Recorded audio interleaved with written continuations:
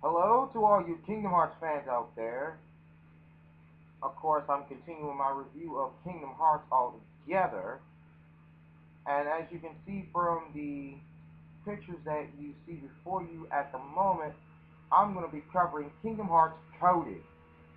Hey, I made it to the movies, y'all. I figured I'd try something. New this particular episode. As you can see, it's not just a screen. Um, I'm trying to have just have a little fun. That's all. But on the subject at hand, the overall storyline of Kingdom Hearts Coded actually takes place back at Disney Castle. This is following Jiminy's return to Disney Castle after the event of Kingdom Hearts 2. After fulfilling his duty as the chronicler of the journey with Donald and Goofy now back at their assigned post at Disney Castle, Jiminy starts to try to unravel the mystery behind the note saying nominate. Now, to this extent,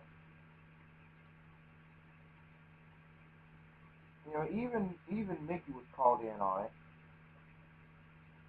trying to trying to figure out the mysterious note saying nominate that was left in Jimmy's journal.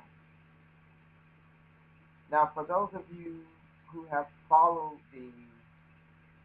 and have played the Kingdom Hearts series, or to be more specific, Kingdom Hearts Chain of Memories, you know that it was Jiminy who inadvertently wrote Saint Nominee following the downfall of Marluxia when Sora chose to regain his old memories before Castle Oblivion as opposed to keeping the memories, the false memories, I should say, that he obtained while in Castle Oblivion. Now, of course, with every other world that you know that has been mentioned in Kingdom Hearts up until this point, well, to be more specific, every world that was ever recorded in Jiminy's journal basically comes to life, and there have been a series of bad bugs, so to speak, in the journal itself.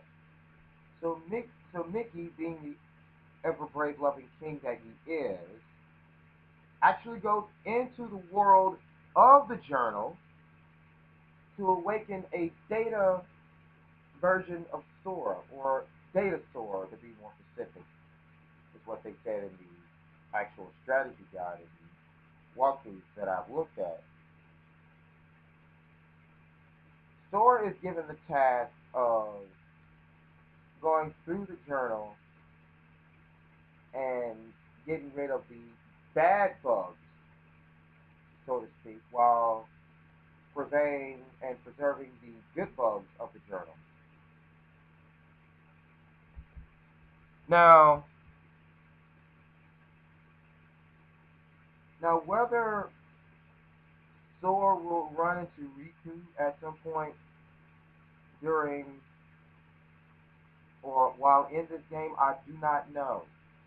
I have no idea. However, I do know that there there could be a connection with the ending of Kingdom Hearts Coded that could almost very well tie into the end of Kingdom Hearts 2. Now, if for those of you who remember the way Kingdom Hearts 2 ended, we're talking about just regular without the secret ending and none of that. You will note that Sora and Riku are just chillaxing on Destiny Islands when Kairi comes up with a letter, presumably from King Mickey. Now, we the players don't know what was said in that letter, nor do we have an idea, nor do we have a clue on what it means for Sora. The only thing we know is that Kairi brings Sora a letter, and Sora reads it with Riku and Kairi. That's all we know. What's on the letter again, I do not know. I have no idea. Now, I'm pretty sure that there are several elements in Kingdom Hearts Coded that they brought back that was used in previous or that was used in another previous game. For instance, the new battle system that is in place in Kingdom Hearts Coded was used in Kingdom Hearts Birth by Sleep. Now, the battle format of Birth by Sleep, Coded, and almost 358 days to an extent could be very similar. I can't say that for sure, so don't hold me to it. But the command menu between 358 days, Birth by Sleep, and Coded do kind of look a little bit similar.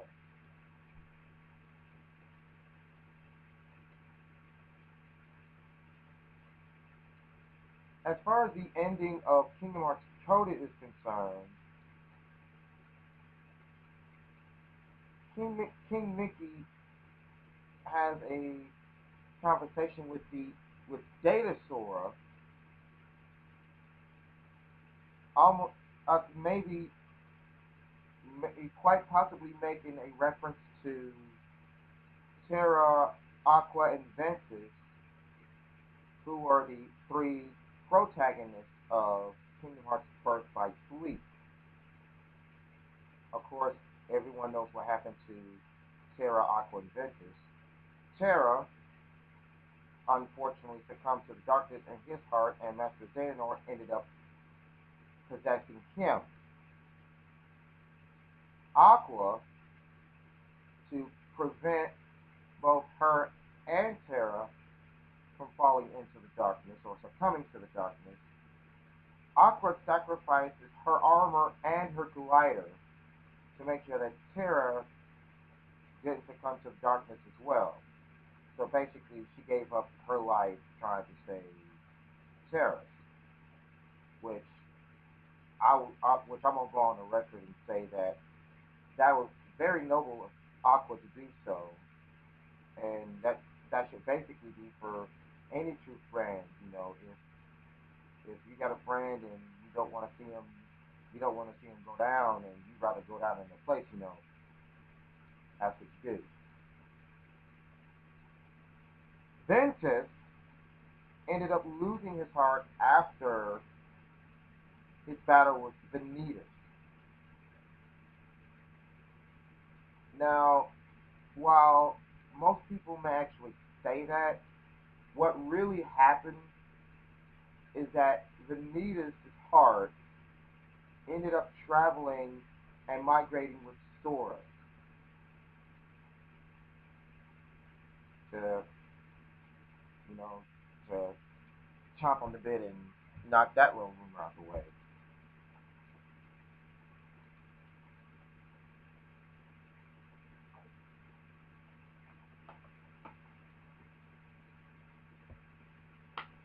Now, it is quite possible that you may end up gaining Mickey correction, King Mickey, Donald, Goofy as an ally throughout the adventures in Kingdom Hearts Coded, I do not know. I do know that at some point during Kingdom Hearts Coded, Heartless are going to appear at Disney Castle. I would assume that since you'll be controlling data stores throughout a good portion of the game, that Donald and Goofy are going to be at Disney Castle defending the castle from the Heartless again. Which most of you already know that Heartless first appeared at Disney Castle when Maleficent sent Teeth back into the past, namely Timeless Rever, to steal the Cornerstone. That's going to basically sum it up for this episode of my reviews in a nutshell. That will also do it for Kingdom Hearts Coded, considering the fact Kingdom Hearts Coded is nothing more than a filler game to me to tie in the remainder of the Kingdom Hearts games together. Now, while the original version of this game is indeed Kingdom Hearts Coded, Kingdom Hearts Recoded is the actual game that was released on the Nintendo DS. Kingdom Hearts Recoded would actually make it the second Kingdom Hearts game that was released on a handheld console from Nintendo. The first, of course, was Kingdom Hearts 358 Days.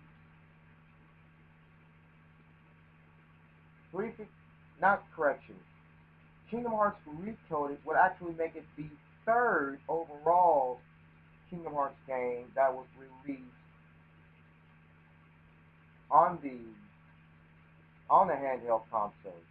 The first being Kingdom Hearts Chain of Memories for the Game Boy Advance. Kingdom Hearts Birth by Sleep. No, let me check. I said 3, but it's actually 4. This would be the 4th handheld game to host the Kingdom Hearts series. The first was, of course, Kingdom Hearts Chain of Memories. The second being Kingdom Hearts 358 Days. The third being Kingdom Hearts Coded.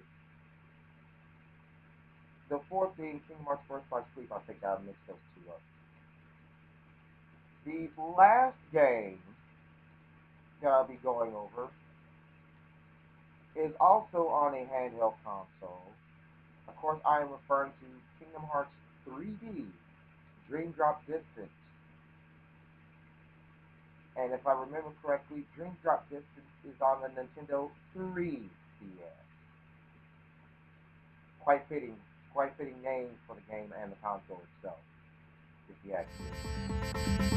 That's going to do it for this episode of my review. I will start up Dream Drop Distance.